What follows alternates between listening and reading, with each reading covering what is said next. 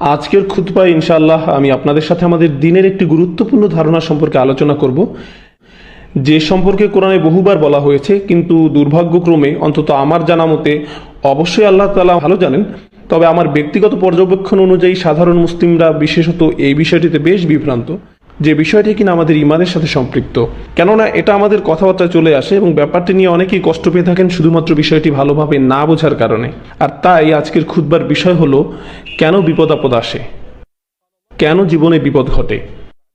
আর আমরা যদি এই বিষয়টিকে আমাদের ইমানের অংশ হিসাবে না দেখি, তখন আমরা অনেক সময় বিপদগ্রস্ত কাউকে এমন কিছু বলে বসি যা কিনা তাকে আরো বেশি কষ্ট দেয়।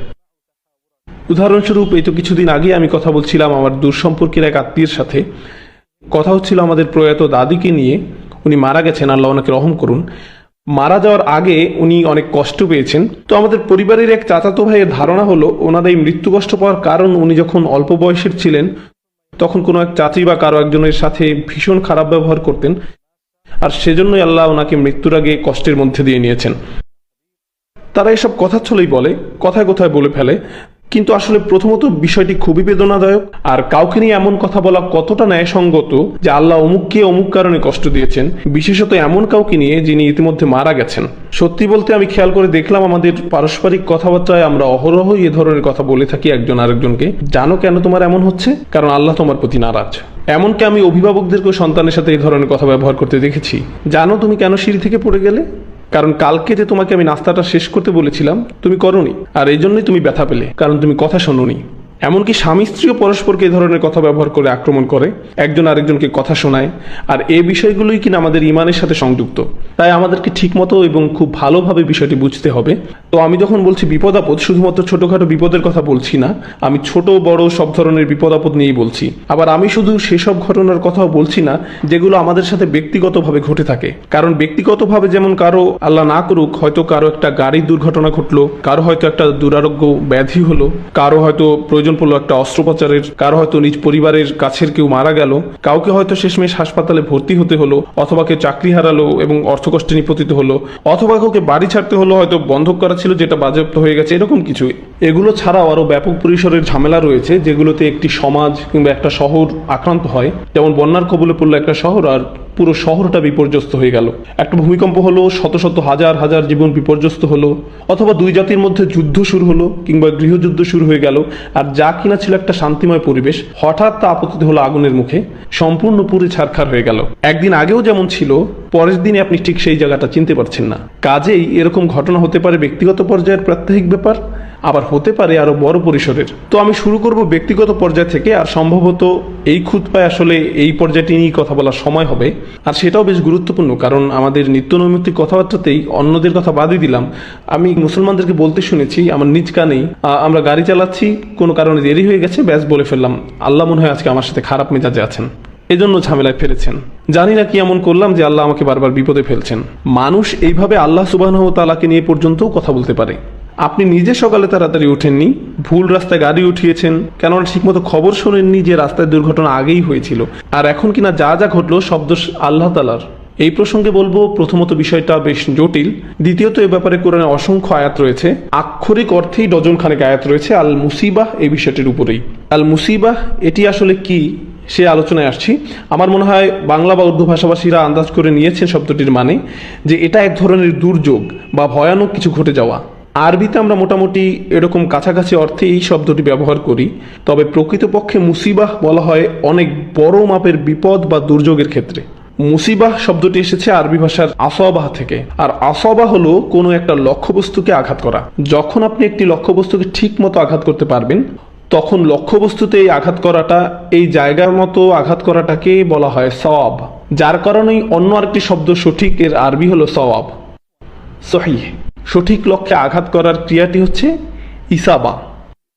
এখন মুসিবা শব্দটি হলো কিছু একটা যা আপনাকে আঘাত করে, আর আঘাতটা একেবারে জায়গা মতো এসে। সুতরাং প্রথমত এই শব্দের প্রয়োগ হিসাবে আমরা আল্লাহ তাআলার কাছ থেকে যা শিখি তা হলো আমাদের অবস্থা বা আমাদের সাথে ঘটেছে এমন কিছু বর্ণনা দিতে গিয়ে কোনো একটা কিছু কারিসা, হাদিসা ওয়াকিয়া, আমাদের সাথে একটা খারাপ কিছু হয়েছে, একটা অঘটন ঘটেছে, কিন্তু আল্লাহ অন্য শব্দগুলো তেমন প্রয়োগ না করে বেশিরভাগ সময় আল মুসিবাহ শব্দটি ব্যবহার করে থাকেন। কেননা আল্লাহ এটাই বুঝিয়ে দেন যে যে পর্যন্ত তার নির্ধারিত ভাগ্য সম্পৃক্ত, যে পর্যন্ত তার পরিকল্পনা জড়িত, ঘটে যাওয়া পুরো ব্যাপারটি তখন একটা ছুটে আসা তীরের মতো, যেটা আপনাকে লক্ষ্য করেই ছোড়া হয়েছে আর যেটা অবধারিতভাবে একদম আপনার গায়ে এসেই বিঁধবে। কখন, কোথায়, কিভাবে, কত গভীরভাবে, কত খারাপভাবে এসে বিঁধবে সবকিছু নির্ধারিত হয়েছে। এটা একদম নিখুঁত নিশানা ছিল। এরপর আবার শব্দটি শেষে রয়েছে তা মারবুতা, যে জন্য আমরা মুসিবাহ উচ্চারণ করি, মুসিব না কিন্তু। আর শব্দের শেষে এই তা মারবুতা যোগ করে শব্দে আল হাদাস ধারণাটিকে সংশ্লিষ্ট করা হয়, যার মানে হলো প্রত্যেকটি ছোট ছোট ঘটনা বা প্রত্যেকটি ক্ষুদ্রাতি ক্ষুদ্র জিনিস। দেখুন আমি আপনি কিভাবে চিন্তা করি। উদাহরণস্বরূপ প্রথম যে জিনিসটা ঘটলো তা হলো অফিস যাওয়ার পথে গাড়ি নষ্ট হয়ে গেল, যার ফলে মিটিংয়ে দেরি হলো। তারপর এই দেরিতে পৌঁছানোর জের ধরে আমার চাকরিটা চলে গেল। আর তার ফল হলো আমার বিবাহ বিচ্ছেদ, এর থেকে এই ফল, এর থেকে এই ফল, এই থেকে এর ফল। এক ভাইয়ের সাথে একবার দেখা হলো, খুব বেশি দিন আগের কথা নয়, তার পাসপোর্ট সংক্রান্ত কিছু ঝামেলা চলছিল। সেই ঝামেলার ফলে সে তার পাসপোর্টটি হারিয়ে ফেলে, তার ফলস্বরূপ সে চাকরি হারায়। আর সেই সূত্র ধরে তার বউয়ের সাথে তার বাদানুবাদ ঘটে। তখন সে সবকিছুর জন্য দোষ দেয় পাসপোর্ট কোম্পানিকে, অথবা যে ভিসার কাজ করছে সেই কোম্পানিকে। তাদের কারণে আমি চাকরি হারিয়েছি, আমার সবকিছু হারিয়েছি। এভাবে তারা সবকিছুকে এক সুতায় গেঁথে ফেলে। কর্ম এবং ফলাফল, কর্ম এবং ফলাফল, কর্ম এবং ফলাফল, সবকিছুরই অবতারণা কিনা ওই একটি জিনিস থেকে। আর আমরাও কিন্তু এগুলো থেকে মুক্ত নই। কিন্তু আল্লাহ তাআলা বলছেন এই সমস্ত বিপদের মধ্যে যে একটি বিপদ, এগুলো প্রত্যেকটি বিপদ পৃথক এবং একক। তাদের কোনোটি একে অপরের ফলস্বরূপ নয়, বরং তারা প্রত্যেকেই হলো আল্লাহ কর্তৃক নির্ধারিত প্রকল্পের ফল। আল্লাহ তাআলার ইচ্ছাতে এই ঘটনা প্রবাহের প্রতিটি ঘটনা এক এক করে ঘটছে। আবার এরকম অনেক মানুষই আছেন যাদের অবস্থা অনেকটা আপনার মতোই, কিন্তু তাদের সাথে এমনটি হয় না। তাদের ঘটনা প্রবাহ একরকম হয় না। আল্লাহ তাদের জন্য ভিন্ন কিছু নির্ধারণ করেছেন। তো তাহলে এটাই হলো আল মুসিবাহ শব্দটির প্রথম পাঠ, যে বিপদটি সুনির্দিষ্টভাবে আপনার জন্যই ধার্য। দুটো আয়াত, ডজন খানেকের মধ্যে অন্তত পক্ষে দুটো আয়াত রয়েছে যা কিনা কোনো অবস্থাতেই আমাদের ভুলে যাওয়া উচিত নয়। মুসিবাহ শব্দটি প্রসঙ্গে আল্লাহ তাআলা সর্বপ্রথম বলেছেন সূরা বাকারাতে, যে আয়াতগুলো আমি আগেই তেলাওয়াত করেছি, অভিনন্দন জানাও ধৈর্যশীলদের। কি অদ্ভুত ভাষাই না আল্লাহ তাআলা ব্যবহার করে থাকেন।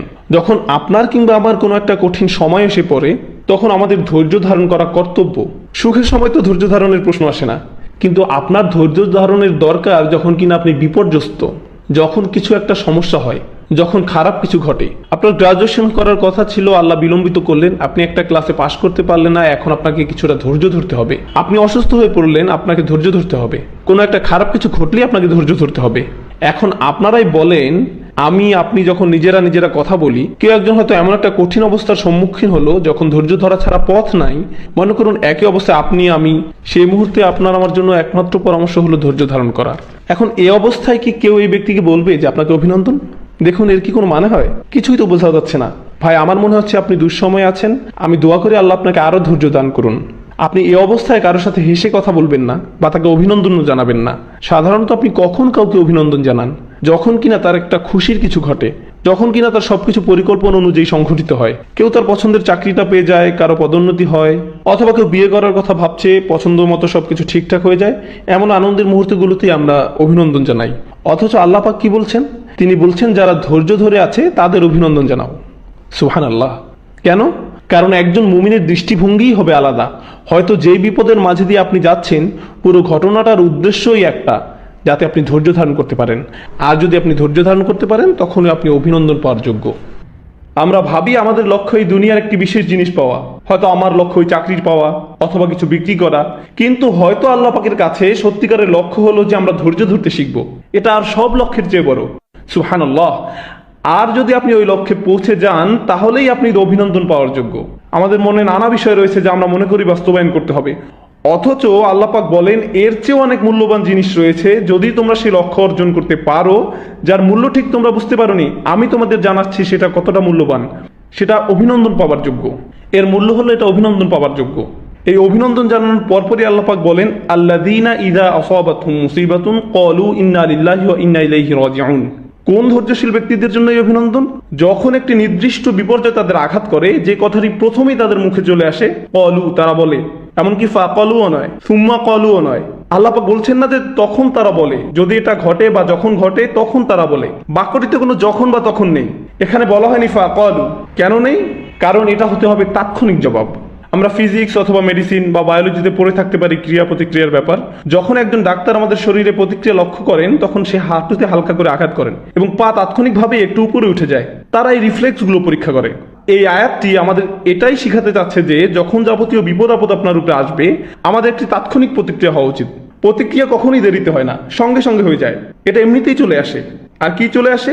ইন্না লিল্লাহ, কোনো সন্দেহ নেই আমরা আল্লাহর জন্যই, ওয়া ইন্না ইলাইহি রাজিউন, এবং কোনোই সন্দেহ নেই আমরা একমাত্র তার কাছেই ফিরে যাব, অর্থাৎ আমাদেরকে আমাদের মালিকের কাছেই ফিরিয়ে দেওয়া হবে। বিপদের সময় এই আয়াতটি কেন গুরুত্বপূর্ণ?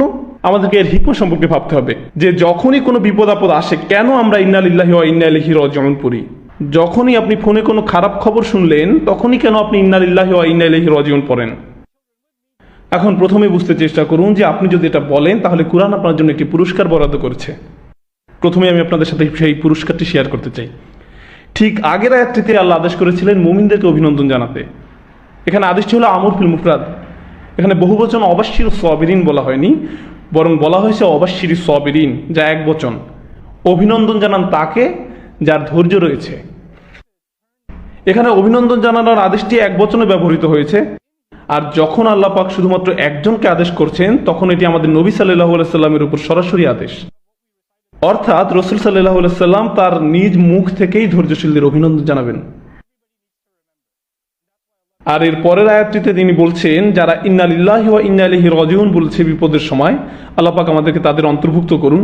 যখন আমরা কিয়ামতের দিন দাঁড়িয়ে থাকব আমরা যেন তাদের অন্তর্ভুক্ত হই যাদের রাসূল সাল্লাল্লাহু আলাইহি সাল্লাম নিজে অভিনন্দন জানাবেন। এই আয়াতটিতে এটাই বলছে যে রাসূল সাল্লাল্লাহু আলাইহি সাল্লাম নিজে তাদেরকে অভিনন্দন জানাবেন যারা এই কাজটি করে। আর আমরা অবশ্যই তার কাছ থেকে অভিনন্দন পেতে চাই। যখন আমাদের পরিবারের কেউ আমাদের অভিনন্দন জানায় তখন এক ধরনের অনুভূতি হয়। যখন স্কুলের প্রিন্সিপাল অভিনন্দন জানায় তখন এক ধরনের অনুভূতি হয়। আবার যখন ভার্সিটির ডিন আমাদের অভ্যর্থনা জানায় তখন এক রকমের অনুভূতি হয়। আর যখন রাসূল সাল্লাল্লাহু আলাইহি সাল্লাম ওই ধৈর্যশীলদের অভ্যর্থনা জানাবেন, আল্লাহ পাক তাকে আদেশ করেছেন তাদের অভিনন্দন জানাবার জন্য। আমরা অবশ্যই সেই ধৈর্যশীলদের একজন হতে চাই। এটাই সেই পুরস্কার। এখন আমরা ইন্না লিল্লাহি ওয়া ইন্না ইলাইহি রাজিউনে ফিরে যাই। কিছু উদাহরণ দেওয়া যাক। আমি জানি আপনাদের কারো কারো সমস্যা হয়তো এর চেয়ে অনেক বড় যে উদাহরণটি আমি দিচ্ছি আমার কল্পনা থেকে। আপনারা আমার ব্যাপারেই ভাবুন উদাহরণগুলো। ধরুন আমি একটি প্রাইভেট কার ড্রাইভ করছি, একদম নতুন কেনা, কিন্তু কিছুক্ষণ পরেই গাড়িটিতে কোনো একটি সমস্যা দেখা গেল। বাধ্য হয়ে গাড়িটি সাইড করে রাস্তার পাশে রাখতে হলো। প্রচন্ড রাগ হলো আমার, অনেকগুলো টাকা দিয়ে গাড়িটা কিনলাম, কিভাবে হতে পারে এমন কিছু, জরুরি একটা কাজ মিস হয়ে যাচ্ছে, এই গরমে জ্যামের মধ্যে আটকে আছি, ওইদিকে এসিটাও ঠিক মতো কাজ করছে না, এই সব কিছুই নিজের মনে ভাবছি। কিন্তু একজন সত্যিকারের মুমিন হিসাবে যেটা ভাবা উচিত তা হলো ইন্না লিল্লাহি ওয়া ইন্না ইলাইহি রাজিউন। কেন? কারণ আমি ভাবছি গাড়িটার উপর আমি বিরক্ত, কারণ আমি এটার মালিক, গাড়িটা আমারই। কিন্তু আমি নিজেকে মনে করিয়ে দিচ্ছি যে আমি কিছুরই মালিক নই, বরং আমি নিজেও অন্য কারো সম্পত্তি। আমি একমাত্র আল্লাহর, তিনিই তো আমার মালিক। কোনো সন্দেহ নেই আমি তারই জন্য। কিভাবে তাহলে আমি অভিযোগ করব কিছুর ব্যাপারে? আমি তো কিছুরই মালিক নই। মানুষ তখনই রেগে যায় যখন সে প্রাপ্য কিছু আশা করে। যখন আমার কিছু পাওয়ার কথা ছিল, যখন আমার ফোন ঠিক মতো কাজ করছে না, গাড়িটা ঠিকভাবে কাজ করছে না, লাইটটা অন হচ্ছে না, যখন প্রাপ্য কিছু আমরা না পাই তখনই আমরা রেগে যাই। অথচ এই আয়াতটিতে আমরা বলি ইন্না লিল্লাহ। আমরা মেনে নেই যে আসলে আমাদের প্রাপ্য বলতে কিছু নেই। আমি তো আল্লাহরই জন্য, তিনি আমার মালিক, সবকিছু তার প্রাপ্য, আমার নয়। এটা সব কিছুকে শান্ত করে দেয়। তখন এই দুনিয়ায় আমরা যা পাই সবকিছু উপহার স্বরূপ, এমন কিছু নয় যে আমরা অর্জন করি, বরং উপহার মাত্র। আর যখন কিছু পাই না তখন বুঝতে পারি যে এটা তো আমার প্রাপ্যই নয়। আমরা আমাদের হাতকে খুব স্বাভাবিক কিছু মনে করি, আমাদের চোখকেও তেমনি স্বাভাবিক কিছু মনে করি, আমাদের নাককেও খুব স্বাভাবিক কিছু মনে করি, আমাদের জিহ্বাকে স্বাভাবিক কিছু মনে করি। আমি যে আপনাদের সামনে দাঁড়িয়ে কথা বলছি, আমি যে আপনাদের সাথে কথা বলতে পারছি, এ সব কিছুকে আমরা একদম স্বাভাবিক কিছু বলে মনে করি। কিন্তু এই জিহ্বার মালিক আমি নই। আমি তো কাউকে এজন্য টাকা দেইনি, একমাত্র আল্লাহ পাকই এটির মালিক। তাই যদি কখনো তোতলামি চলে আসে, ইন্না লিল্লাহ। আর এই সমস্যাটার দ্বিতীয় অংশ, আল্লাহ পাক কিভাবে আমাদের ধর্মের সকল সমস্যার সমাধান দেন, কি জ্ঞান গর্ভ দিক নির্দেশনা না আল্লাহ আমাদের দিয়েছেন যখন আমরা বিপদে পড়ি। দ্বিতীয় অংশ হলো ইন্না ইলাইহি রাজিউন। কোনো সন্দেহ নেই তার কাছে আমরা ফিরে যাব। কেন এটা গুরুত্বপূর্ণ? কারণ আমি আপনি এই মুহূর্তে যে বিপদেই থাকি না কেন সেটা চিরস্থায়ী নয়। চিরস্থায়ী নয় সেটা। হোক সেটা টাকা পয়সার সমস্যা, স্বাস্থ্যগত সমস্যা, পরিবার নিয়ে সমস্যা, ইমোশনাল সমস্যা, শারীরিক সমস্যা, যেটাই হোক কোনোটাই চিরস্থায়ী নয়। কারণ আমি আপনি আমরা নিজেরাই চিরস্থায়ী নই। যখন আমরাই স্থায়ী নই তাহলে আমাদের সমস্যাগুলো কিভাবে স্থায়ী হবে? আমরা নিজেরাই আল্লাহ পাকের কাছে ফিরে যাব। এই সমস্যাটা তো কিছুই নয়, বরং ভুলে যান এটি। কারণ আমরাই তো থাকবো না, শুধু যে ঝামেলাগুলো থাকবে না তা নয়, আমরাই থাকবো না, আমাদেরকে আল্লাহর কাছে ফিরে যেতে হবে। সব কিছু সঠিক দৃষ্টিকোণ থেকে বিচার করুন, আর তখনই আপনি বুঝতে পারবেন যে আসলে আপনার কি নিয়ে চিন্তা করা উচিত। সার্বিক দিক থেকে সবকিছু বিচার না করলে যে কোনো ভুল ব্যাপারে আপনি মনোনিবেশ করতে পারেন। আমার শিক্ষক সবসময় একটা উদাহরণ দিতেন যে যদি কোনো বিল্ডিংয়ের ভিতরে থাকো, যদি সেখানে আগুন লাগে, আপনি সেই দালানের ভিতরে আপনি কারোর সাথে ঝগড়া করছেন যে কোন দেয়ালে কোন রং করা যায়। আমার মনে হয় ধূসরের সাথে নীল রংটা ভালো লাগছে।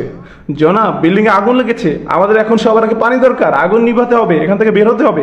এখানে আগের কাজ আগে করতে হবে। যখন আমরা পুরো প্রেক্ষাপট বুঝবো যে আরো বড় সমস্যা আছে, আর সেই সমস্যাটি হলো যে আমরা এখনো মেনে নেইনি আমরা আল্লাহ পাকের জন্য। হয়তো কখনো কখনো আমি আপনি সমস্যার মধ্যে যাই এই জন্যই যাতে আল্লাহ পাক আমাদের মনে করে দিতে পারেন যে আমরা সবাই আল্লাহর জন্য।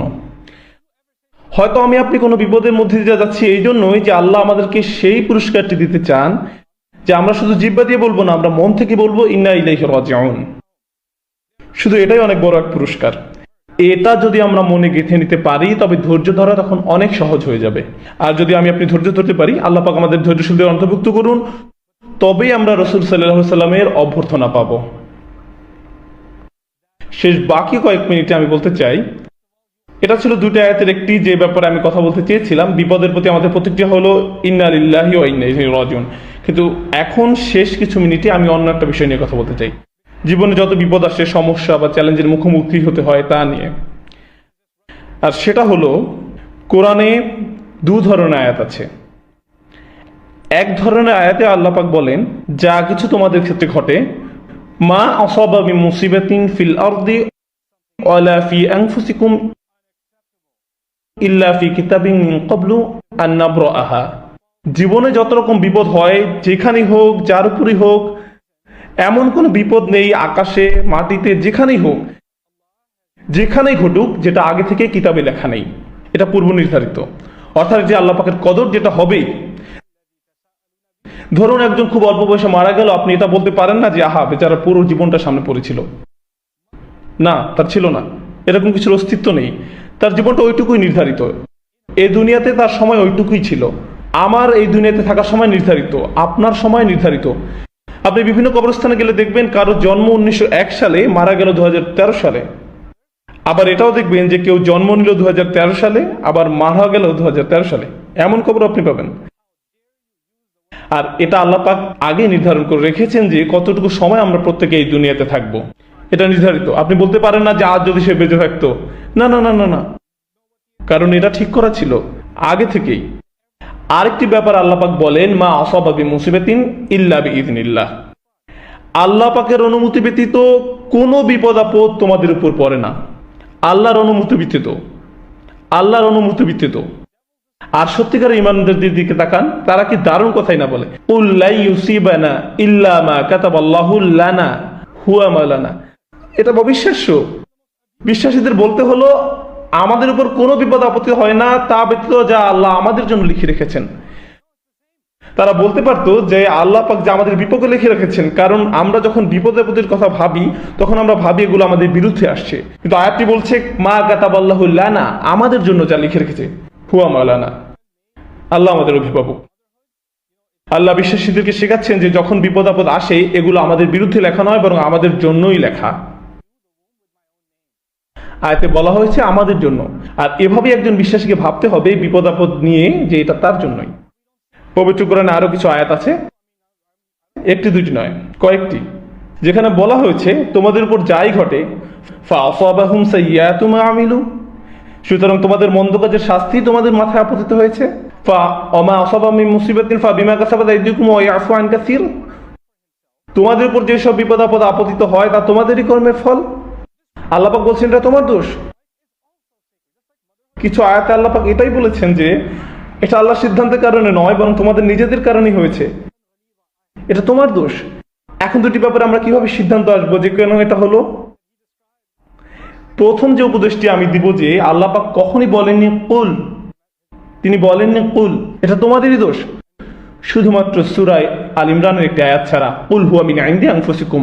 অন্য কথায় আমরা এটা কখনোই কাউকে বলতে পারবো না যে এইরকম কিছু তোমার সাথে হচ্ছে কারণ এটা তোমার দোষ। কেউ ক্যান্সার আক্রান্ত হয়েছে, আপনি বলতে পারবেন না তোমার কারণে হয়েছে, তুমি 5 ওয়াক্ত নামাজ পড়োনি এই জন্য ক্যান্সার হয়েছে, এটা আপনি বলতে পারবেন না। আবার অন্যদিকে ওহুদের যুদ্ধে রাসূল সাল্লাল্লাহু আলাইহি ওয়াসাল্লামকে বলা হয়েছিল তাদের বলো যে এটা তোমাদেরই ভুলের কারণে। যখন বিশ্বাস জিজ্ঞেস করলো কেন এমন হলো, কিভাবে হলো, তাদের বলো তোমাদেরই কারণে। কারণ শুধুমাত্র ওহুদের যুদ্ধের ক্ষেত্রে কি হয়েছিল? বিশ্বাসীরা জয়ের মুখ দেখছিল, তারা জিতে গিয়েছিল, তারা সুবিধাজনক অবস্থানে ছিল আর শত্রুরা পালিয়ে যাচ্ছিল। তখনই কিছু তীরন্দাজ তাদের নির্ধারিত স্থান ফেলে চলে গিয়েছিল, আর এ কারণে যুদ্ধের মোড় ঘুরে গিয়েছিল। এখন আপনারা তো আল্লাহ পাকে দোষ দিতে পারেন না, কারণ আপনারা একটি গুরুত্বপূর্ণ কাজ পালন করেননি, আপনাদের কারণেই এই ক্ষতিটা হয়েছে। এই আয়াত থেকে আমরা এটাই শিখছি যে সব কিছুতে আল্লাহ পাকের দোষ দিলে চলবে না। আপনি স্পিড লিমিট অতিক্রম করে গাড়ি চালিয়েছেন, এরপর দুর্ঘটনায় হলো, তখন আপনি বলবেন না এটা আগে থেকে নির্ধারিত ছিল, আল্লাহ পাকের ইচ্ছায় এটা হয়েছে। না না না না না, আপনি স্পিড লিমিট অতিক্রম করেছেন, আপনি উম্মাদের মতো গাড়ি চালিয়েছিলেন, তাই এটা আপনারই দোষ, আপনারই দোষ। আপনার হয়তো গাড়িতে তেল ভরার কথা ছিল, কিন্তু আপনি বললেন ঘি বা অন্য কিছু, আর আপনার গাড়ি চলছে না, তখন আপনি বললেন ইন্না লিল্লাহি ওয়া ইন্না ইলাইহি রাজিউন, আমি কি করতে পারি? না না, এটা আপনার কর্মেরই ফল, তাই আপনাকেই দায়িত্ব নিতে হবে, আপনাকেই দায়িত্ব নিতে হবে। সবকিছুতে আল্লাহ পাকের দোষ দিলে চলবে না। আপনি নিজে চাকরির জন্য আবেদন করছেন না, সারাদিন বাসায় বসে আছেন, কেন আপনি চাকরি পাচ্ছেন না? আল্লাহ পাক কেন ফেরেশতাকে আপনার কাছে অফার লেটার সহ পাঠাচ্ছেন না? আর আপনি বলছেন আল্লাহ পাক যখন যাবে তখনই হবে, ততক্ষণ পর্যন্ত ইন্না লিল্লাহি ওয়া ইন্না ইলাইহি রাজিউন। না, কোরআনে এভাবেই ভারসাম্য রক্ষা করা হয়েছে। যখন এমন কোনো ঘটনা ঘটে যেটি আপনার নিয়ন্ত্রণের বাইরে, সেটি আল্লাহ পাকের পক্ষ থেকে। বন্যার আক্রমণ আপনার নিয়ন্ত্রণের বাইরে, গাড়ি দুর্ঘটনা আপনার নিয়ন্ত্রণের বাইরে, আপনার কোনো গুরুত্বপূর্ণ অসুস্থতা ধরা পড়লো, এটা আপনার নিয়ন্ত্রণের বাইরে। কিন্তু অসুস্থতা হওয়ার কারণ যদি হয় আপনি দিনে 4 প্যাকেট সিগারেট খান, আপনার ডাক্তার বললো যে আপনি ডায়াবেটিকের পেশেন্ট, আর আপনি আবার আপনার চিনিতে কিছুটা চা ঢেলে খান, আপনি এরকম কিছু যদি করেন তাহলে আল্লাহ পাকের দোষ করতে পারবেন না। এটা মিন ইনদি আনফুসিকুম, আপনারই দোষ। কোরআন এই সমস্যার সমাধান চমৎকার ভারসাম্যপূর্ণভাবে করেছে। এটা বিশ্বাসীদের বুঝতে হবে কি করে দায়িত্ব নিতে হয় নিজের কর্মফলের। তবে যেটাই হোক, বিপদ যে কারণে আসুক, যদি সেটা মৃত্যু না হয়, এটা আল্লাহ পাকের কাছ থেকে একটি পুরস্কার, এটা আল্লাহর পক্ষ থেকে পুরস্কার, যেন আমরা শিক্ষা নিয়ে সামনে এগিয়ে যেতে পারি আর ভবিষ্যতে ভালো কিছু করতে পারি। কিছু মানুষ আছে যাদের চাকরি হারায়, তাদের মাঝে 2 ধরনের মানুষ আছে, কেউ নিজেকে দোষ দেয়, কেউ আবার আল্লাহ পাককে দোষ দেয়। কখনো কখনো এটা অর্থনৈতিক দুরবস্থার কারণ হতে পারে, কিন্তু আপনি যদি প্রতিদিন দেরি করে অফিসে আসেন, আপনার কাজ শেষ করেন না, ঠিকমতো যোগাযোগ রাখেন না, প্রতিদিন 30টা মেইল আসছে আপনি সেগুলো জবাব দিচ্ছেন না, তারপর আপনি বরখাস্ত হলেন, তখন আল্লাহ পাককে দোষ দিতে পারেন না। আপনার চাকরি যাওয়ার কথাই ছিল, আর যখন আপনি বরখাস্ত হলেন, এটা আল্লাহর পক্ষ থেকে পুরস্কার। কারণ পরের বার আপনি যখন চাকরি করবেন, আপনি আগের বারের মতো ভুলগুলো করবেন না, আপনি শিক্ষা নিয়ে নেবেন। মাঝে মাঝে আমাদের বিপদগুলো আমাদের আগের চেয়ে ভালো মানুষের পরিবর্তন করে, ভালো বিশ্বাসীদের তৈরি করে, মানসিকভাবে আমাদের শক্ত করে, আরো দায়িত্ববান করে তোলে। এখন পুরোটার একটা সারমর্ম শেষ কিছু মিনিট দেওয়ার চেষ্টা করব। প্রথমত, যখনই কোনো বিপদ আপদ আসবে, আপনার জবানকে শিক্ষা দিন যেন সেটা বলে ইন্না লিল্লাহি ওয়া ইন্না ইলাইহি রাজিউন। দ্বিতীয়ত, অন্য কাউকে এটা বলবেন না যে তার এই বিপদ পড়েছে আল্লাহ পাকের কারণেই, কাউকে এমন কিছু বলবেন না। আপনি যদি কাউকে এগুলো বলতে চান, কারো কথা ভাবার আগে নিজের কথা ভাবুন। অদৃশ্য থেকে যা হলো, আল্লাহ পাকের কাছ থেকে যা হলো, সে ব্যাপারে আপনি এই সিদ্ধান্তে উপনীত হতে পারেন না যে আল্লাহ এটা কেন করেছেন। আল্লাহ পাক আপনার কাছে ব্যাখ্যা উপস্থাপন করেননি যে কেন তিনি এটা করেছেন, আপনাকে সে অনুমতি দেওয়া হয় নাই। আর আপনার আমাদের নিজেদের জন্য আমাদেরকে এই পার্থক্যটা করতে হবে যে যখন আমাদের নিয়ন্ত্রণ বাইরে কিছু ঘটে, তখন আমরা বলবো ইন্না লিল্লাহি ওয়া ইন্না ইলাইহি রাজিউন। আর যখন আমাদের নিয়ন্ত্রণে কিছু ঘটবে আমাদের সাধ্যের মাঝেই, তখন আমরা আমাদের দোষ স্বীকার করতে হবে, আমরা নিজেরাই ভুল করেছি, আমাদের ভালো করা উচিত ছিল, এটা আমাদের কৃতকর্মেরই ফল। আল্লাহ পাক আমাদেরকে দায়িত্ববান মুসলিম হওয়ার তৌফিক দান করুন। বিশেষ করে আমরা যে কথাবার্তাগুলো বলি তাতে আল্লাহ তাআলা আমাদের অন্তর্ভুক্ত করুন তাদের যারা নবী সাল্লাল্লাহু আলাইহি ওয়াসাল্লামের অভিনন্দন পাবেন ধৈর্যশীল হিসেবে। আমাদের তিনি ইন্না লিল্লাহি ওয়া ইন্না ইলাইহি রাজিউন বলার তৌফিক দান করুন। আমাদের মুখ দিয়ে এবং মন দিয়ে যখনই কোনো বিপদ আপদে আমরা পড়বো, আল্লাহ পাক আমাদের অন্তরকে শক্তিশালী করে দিন, আমাদের অন্তর্ভুক্ত করে দিন যারা এই দুনিয়ার সকল পরীক্ষায় ধৈর্যের সাথে অতিক্রম করে যান। আল্লাহ তাআলা আমাদেরকে তাদের অন্তর্ভুক্ত করুন যারা সকল পরীক্ষা উত্তীর্ণ। কিয়ামতের দিন তার সাথে সাক্ষাতের সময় যেন আমাদের বক্ষ আলোকিত থাকে এবং ডান হাত থেকে আলো বিচ্ছুরিত হয়। বারাকাল্লাহু লি ওয়া লাকুম ফিল কুরআনিল হাকীম ওয়া নাফা'নি ওয়া ইয়্যাকুম বিল আয়াতি ওয়া যিকরিল হাকীম।